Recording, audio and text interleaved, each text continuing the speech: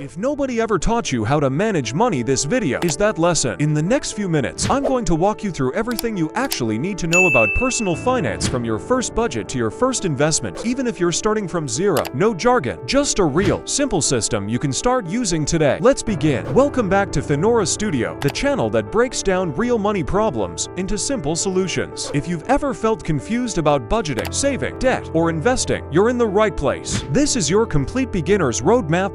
Bookmark this video because we're covering the full foundation of personal finance today. Before you can manage money, you need to actually see it clearly. Most people have no idea where their money goes each month, and that's the very first problem we need to fix. Start with this simple exercise. Track every single expense for 1 month. Every coffee, every subscription, every bill. This is called tracking your cash flow, and it's the single most important habit in personal finance. Once you see the full picture, divide your expenses into 2 categories: needs, rent, groceries, utilities, and wants, entertainment, dining out, shopping. This distinction alone will change how you spend. A simple rule beginners can use is the 50-30-20 rule. 50% of your income goes to needs, 30% to wants, and 20% to savings and debt repayment. It's not perfect for everyone, but it's an excellent starting framework. Now let's actually build a budget, step by step. Step 1. Calculate your total monthly income, everything you bring in after taxes. Step 2. List every fixed expense, rent, insurance, subscriptions, loan payments. These don't change month to month. Step 3. List your variable expenses, groceries, gas, entertainment. These change, but you can control them. Step 4. Subtract your total expenses from your income. If the number is negative, you're spending more than you earn, and that's priority number 1 to fix. Step 5. Automate what you can. Set up automatic transfers to savings the same day you get paid. This is called paying yourself first,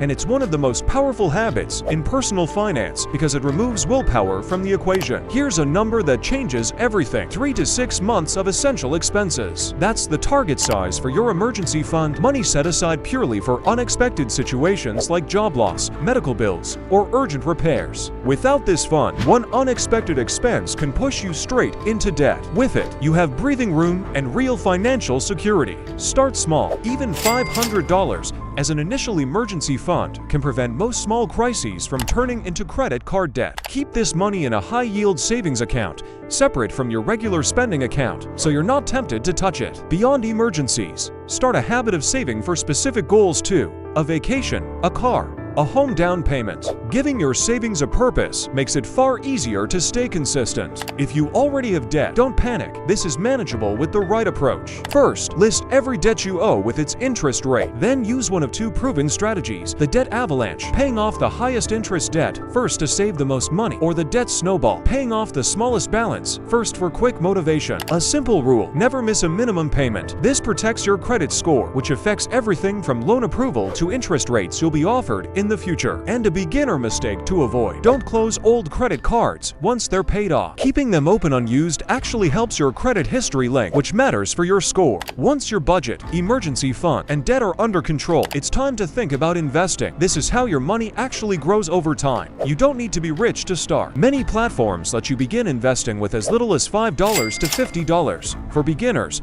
the simplest starting point is a low-cost index fund. This spreads your money across hundreds of companies instead of betting on just one. If your employer offers a retirement account, like a 401k, and matches contributions, contribute at least enough to get the full match. That's literally free money you're leaving behind if you skip it. Remember, investing is a long-term game. The goal isn't to get rich overnight, it's consistency over decades. Let's recap. Track your spending, build a simple budget, create an emergency fund, manage debt smartly, and start investing consistently. That's the complete foundation of personal finance. You don't need to master all of this today. Just start with step 1. If this guide helped you, subscribe to Finora Studio. Every week, I break down real money topics just like this. Let me know in the comments which step you're starting with first. Thanks for watching, and I'll see you in the next one.